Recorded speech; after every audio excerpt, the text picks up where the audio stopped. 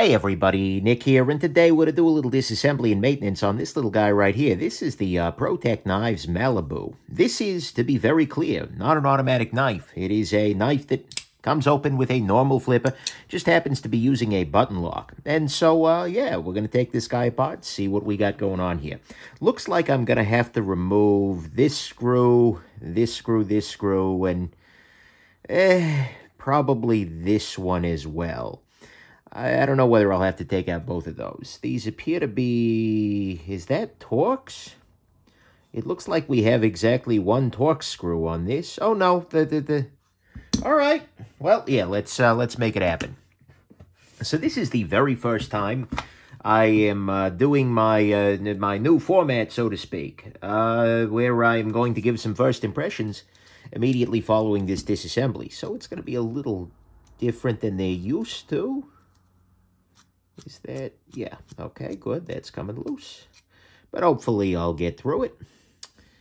But if you're curious, by the way, about any of the tools I'm using in this disassembly, including one I might have to recruit to get this damn screw off the end of this Allen key bit, you know, at some level I appreciate this because it indicates to me just how deep these screws are, which makes it very easy to get onto the... yeah, let's screw in a little bit here and then... really? Bro, there we go. That was a nice tight seal, but okay. Let's go ahead and pull that back out again. Good. All right. Well, anyways, if you're curious about any of the tools I'm using for this or any other disassembly, go ahead and check out nickshabazz.com/tools. You will see a video there that has all of those things right there for you. Beautiful. Pop that loose, and then let me pull the pivot here. That's easy enough. By the way, for what it's worth, centering was right on, and, a little bit of the red devil, but it didn't seem to cause any trouble. And then we will pop out, yeah, I'll take it out from this side. That looks like a T6, I bet. Are we T6? We are T6. All right, so I'll put this here. Beautiful, and now the whole thing should be coming apart. Now, one thing to keep in mind when you're dealing with button locks is there is a spring underneath this button that is going to want to yeet this button all the way across the room, or even worse, into my eye directly. So I need to kind of be mindful of that and make sure that the button itself, especially when I move the blade, allowing this to come free, or lift it off slightly. Okay, good. So I just kept hold of that button, made sure everything was there. This is running on bearings, which is unusual for Protech. Is this the first Protech knife with bearings? Well, Protech could be better at answering that than I am, but still, if it isn't, it's damn near first. I think it's the first one across my desk. Usually they run not even on washers. Usually they run on a little bushing area onto the aluminum there. But anyways, it works, no problem. Gonna go ahead and clean this all off with some rubbing alcohol. Get in here and clean it up. In a lot of ways, this is a conventional button lock here, right? I mean, there's not really all that much to be said about button locks. They're great. You know, yeah, so I'm cleaning this guy off. You can see here, this is the area that the button falls into, providing the detent force, so that this knife is not automatic, nor is it a gravity knife. And by the way, we're seeing here that underneath each of the bearings, we have a stainless steel washer. At least I assume this is stainless steel. That would make sense. And I'll go ahead and I'll drop that back in place in its normal configuration, with the groove for the bearing staying looking up, because I want to make sure that if it's done any kind of wearing in, that I'm not disrupting that. I'll put that... here, I'll put these guys off to the side here. Clean these guys off. Then we should be able to move on. Just making sure I've got all these surfaces clean here. This is factory fresh. This was sent to me directly from Protech. Full disclosure. And make sure that everything looks good. Going to go ahead and I'm going to use some 10-weight nano oil here. Just drip a little bit in here. And in here, this was running completely bone dry. At least... sure seemed like it when I got it, and so this might make some difference for the action. Then again, there are people who argue that bearing knives can be run bone dry with no consequence. At least no negative consequence. Some would argue there are positive consequences, such as lubrication attracting gunk and whatnot, but, you know, for me, honestly, I don't know. I prefer the lubricated feel. But then again, I think most people do. Anyways, I digress. Let's go ahead and think we're more or less done here with the disassembly portion. Let's go ahead and put this guy back together. So one of the weird things with a button lock style knife is I need to put the spring in here, and then I need to get the button in. And the button itself, by the way, is just a piece of metal. Looks a little something like this. But one of the tricks that you need to do with a button lock knife is you can't put it. It's very intuitive to put the blade on there and then stick the button in there, but that doesn't work out so hard. So what you need to do instead is kind of do both at the same time. You need to make sure that the spring is inside of the cup on the bottom of the button lock, and then slide both the button and the blade on at the exact same time. As a result, the button is able to be in its proper positioning. Here, there we go. It is sort of trapped in there. And that means that this spring can remain, it should remain not eating itself across the room.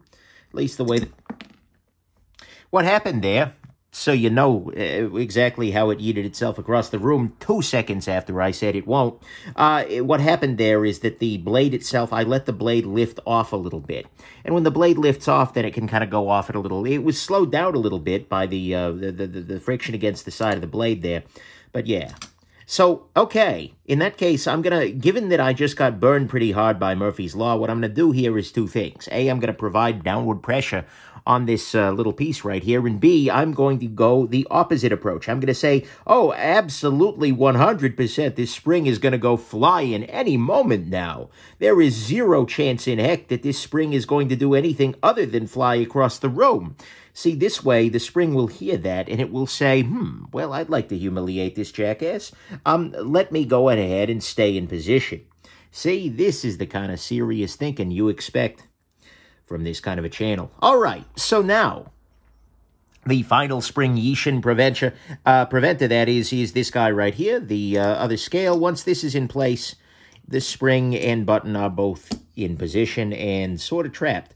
Okay, one thing to notice, by the way, is this nice little integral backspacer sort of affair. One other thing to notice is that these don't actually have any locating posts in this direction. It's just using the screws there. That's okay. Let's go ahead, and I'm going to use some Loctite on a stick here. And I'm just going to keep, there's not much force here. Actually, I can just stop. That's right, because it's just a button spring. And chances are it's not going to go fly. Actually, no, it's going to go flying. Oh, my God. Run. Run, everybody. Run. In some other direction. Save yourselves. See, now it's not moving. Great. Going to go ahead and put a little bit of thread locker on here. And tighten that down. So now at this point, that's not going anywhere because the only thing that's providing any downward force is the button. And, yeah. Okay, one thing that actually occurs to me is I never lubricated the button lock path. But I can put a little bit on the tang of the blade right here, and that should do the trick. I am trying to cut down on my lubrication a little bit. That sounds like a strange thing for a human to say, and indeed it kind of is, but I am. Realized I've gone a little heavy historically, and, you know, trying to, in all things, moderation, right? Especially if you're a moderator, in which case, yeah. Okay, I'm just screwing this in here. And by the way, look at the text is now on the top of the blade, which is nice. There we go. You saw me kind of tweaking the pivot a little bit. That's because it didn't want to go in naturally. And the last thing I want to do is cross-thread a pivot, right?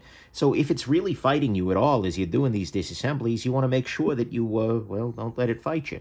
That you just back off a little bit, try a different approach. See if that makes it a little calmer. That makes it a little bit happier. All right, and then we will put a little bit more thread locker on here. And then the next and final step here will be to adjust the pivot tension a little bit. Get everything locked in place and nicely happy. All right, beautiful. There we go. Tighten that down. There we go. I'm going to give this one last little tighten here. I should replace this T6 bit. A little rounding on the edges there. T6. All right, and then let's pop this guy open. No blade play, that's good. Feels a little tight to me. So let's go ahead and loosen this up just at scotch. That is a metric scotch, of course. Oh! Oh, yes. Oh, boy, that's good. Oh, okay.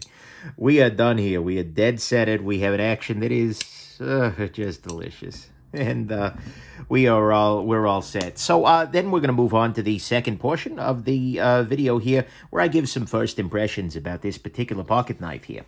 This knife is in a lot of ways interesting and different from the Protech in that, not interesting and different, because well, that's right, they had the Cambrian. I think that was running on bearings. Anyways, this is one of Protech's relatively few non-automatic knives. This is a conventional flipper button lock. And there's a lot of good to a flipper button lock, right? Because you get a nice crispy to 10, and you get just a beautiful close action. It's so easy. And in fact, it's easy enough to pop it open even without using the flipper tab. This could be a non-flipper, although, you know, yeah, so that's kind of nice, right? And so a couple of other things jump out at me as positive things. Ergonomics on it are very, very nice. I'm a big fan of the ergos. It feels great in the hand, at least initially here. The grind on this is a lot thinner than Protech has historically gone. I like Protech a lot. They do great work, but they also do thick grinds. And I like seeing them pushing that down a little bit. I like seeing them thinning out those edges a little bit to make them a little slicier. Steel here, I believe I remember seeing someplace. Yeah, there it is. CPM 20CV. That ain't so bad at all. In fact, that's great. In fact, I like seeing that. Historically, Protech has leaned pretty heavily on CPM 154, which is a great steel. In some ways, it's underrated because it's at a nice sort of, I think for a lot of people, it's a steel that's going to sharpen well and easily without causing a whole lot of pain. But so I'm a big fan of that. That's a really nice choice. Love the backspace of things like that. In terms of negatives, there really aren't that many. I mean, the handle looks a little bit plain, but then again, I've made no secret of the fact that I'm not a huge fan of the black aluminum sort of approach. I'm sure it's great for a lot of folks, but I'd like to see a little bit of something here, just visual interest-wise. And what else do I have to complain about here, at least at first blush? And remember, this is just my initial thought here. And by the way, nice subtle lanyard hole in the back here. Makes it nice and easy. Honestly, there's really not that much else here to complain about. This is safe in the back here. My first impressions of this knife are actually very positive. I'm initially quite a fan. Seeing a great button lock style action, seeing a thinner grind, which was really the sine qua non here. Like I said, that's been a little bit of a thing for Protech in the past, and it's nice to see it not a thing here. Mostly, I'm impressed. So, those are my first impressions here. I'm sure I'll come up with some other stuff as I spend some more time with it and think through the full review. But in terms of the quality of the product itself, that's excellent. No complaints there. So anyways, there you go. I hope you found this interesting and have yourselves an absolutely wonderful rest of your day. Bye now.